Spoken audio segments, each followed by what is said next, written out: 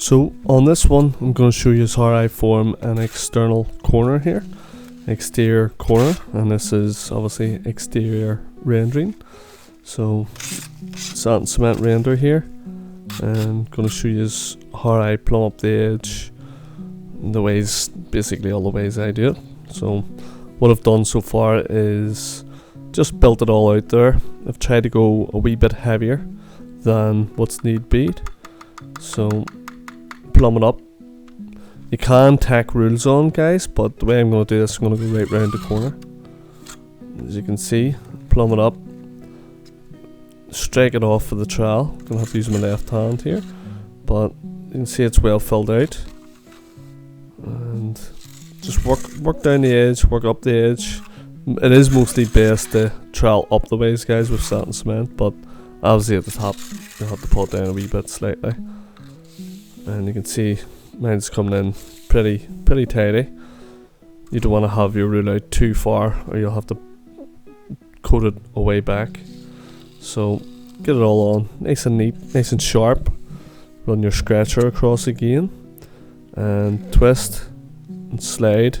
I had to slide down. Usually you want to slide up the way if you can, but there's a wee lip there, as you can see, so I've had to slide down the ways to basically, when you turn it and you slide, you just stop yourself from ripping the whole corner back off.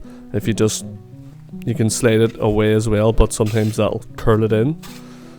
I find if you give it a wee twist and nip, it'll stay a bit straighter. And again, if you have a buddy to hold the edge, you can do this all in one go, whereas I'm doing this solo, so I'm having to fill out the edge. Again, you could also tack nails on, plumb it up, plumb your battens on, plumb your rules on, as I call them, and fill them out that way. But this is quite handy for when you're working all the way around the corner.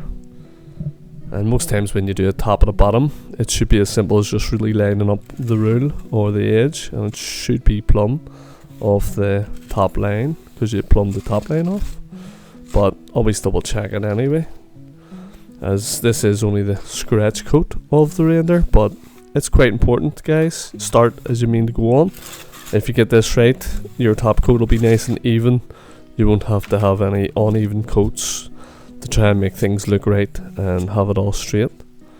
So nice wee quick tip for you: if you're using any battens or rules, just give them a bit of a wet, a bit of a clean, and you'll find they should slide off better. They won't dry your edge up either, and won't suck the moisture out of the render and cause it to go all crumbly before you've actually got finished. So I have to do this face now. Usually if you were doing this and you had a mate or two, one could hold one and one could hold one at the back there as well, but as you can see, I'm still on my own. So plumb up your rule, and the reason I couldn't just slap stuff on this is my corner's still wet, and I would run the risk of pulling the whole corner off. So what this timber's doing is holding my fresh edge there, what we just did previous, holding it on straight and square and stopping it peeling off. And again, you want to hold this, but you don't want to press too hard, as you might make a big indent in your first coat there, and that won't leave it very nice for tidying up on the second coat the next day or two. So as you can see, I'm working it right over the edge anyway, but I know I'm going to have to build that edge out again as well. So just make sure your edge is as clean as possible, guys, and that'll leave for a sharper corner. You see the way I'm dragging the trowel up it there, just leaving it closed in, and get it all scratched right to the edge, guys. You could really pull the scratcher either way, not a big difference. I like going towards the rules if possible, and just smoothed out my scratch there. And it's important to try and give that another key. Obviously sometimes even myself I've missed to do that, and it can be a bit of a nightmare when you're coating your second coat. So if you do, try and remember just to give that an extra wee key after you're done there. It'll really stand by you. Here we are again. simple again. It should just line up and be plumb. Sometimes you'll find if your edge moved and you line it up and you double check it with the level, it can be not level, and that means your edge is moved, guys, so you might have to redo the top again. And that can go for, especially when you're holding a metal straight edge or a metal level, they can slide, and or a cold day, or if your mate's holding it and you go too hard at the rule, you can move it slightly. So always try and be mindful not to knock it off. Bit awkward here, just throwing stuff at it here, but sometimes when you're got one hand holding it and one hand stretching for a bit of stuff, you just get it on by any means. Make sure you get good pressure on it all the same when you're troweling on, just to make sure it's well pressed into the block. And you can see when I pull this off how tidy it becomes just with using wooden buttons.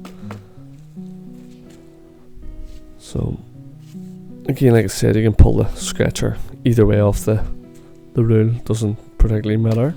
You could even strike the scratcher up the way as well, but I prefer to go this way.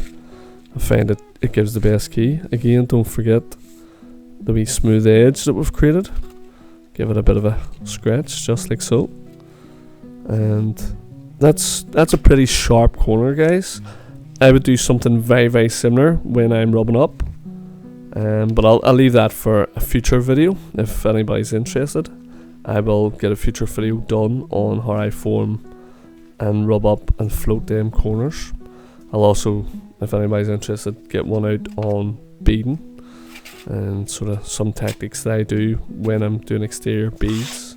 I do prefer this type of corner, just a natural rendered corner, but that's just me. A lot of people love the beads. Beads can be quite handy, don't get me wrong. It definitely can save you a lot of time when you come to do your second coat, when you're not setting up rules and nailing battens and stuff on. So with this back corner here, I'm just putting a wee bit on around the far side.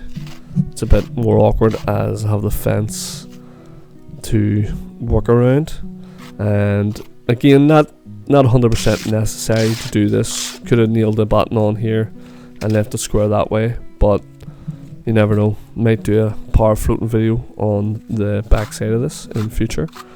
We'll have to see if anybody's, if interest is for that. I'll for sure get some power floating done on the back side of this wall. But just to keep this edge looking nice, it's good to fill out this corner slightly. And try not to damage your scratchers, guys. They can bend quite easy. Another tactic you can use, I've done this countless times with the Ragnai outside angle trowel. You can see how tidy that's looking just from one hit. That would be good enough to go. I'll just have to tidy up on top here. It is easier to pull the trowels up with the render, same as troweling. Sometimes when you pull them down, you can see it just slags a wee bit, so it is better to try to go up the way. And again, very little pressure when you're doing this, guys. You're not, it's satin cement. It's not setting hard yet. So that's one way of forming a corner. Also, is an exterior angle trowel, but it might take a bit of practice. I know the first couple of times I tried it, I didn't convince myself too much, but not a bad tool if you get the hang of it. Have used it many a time for skim as well, where putting a bead on wasn't possible or wasn't necessary for certain jobs, like of damp proof jobs and stuff. Sometimes you can't use beads, or it's better not to use beads. So just a bit of food for thought on that also. And on the other note, with the Ragnai trowel, my inside corner one has unfortunately been busted by this fan door, so I'm not going to be able to have any footage of that. But just putting the batten on here, guys, just a quick double check really, using the other side of the level, as I've yet to wash this level, so I can't use it with the cement stuck on it. It won't give me a true reading. And again, the more particular you be about your corners, your beading, your angles, the easier the next next day is going to become, guys. It's, you save yourself so much time when you really put the effort in these situations. So as you can see, quite awkward handling here with the fence in the road, but it's the same as the front. You can see him staying away from the very corner. There's no need to disturb that. So even if you wanted to go, you know, leave a good quarter of that distance in, or even half, would be acceptable. And getting it scratched again, guys. And you see how tidy that's actually looking. That's how I go about it, guys, and more will come.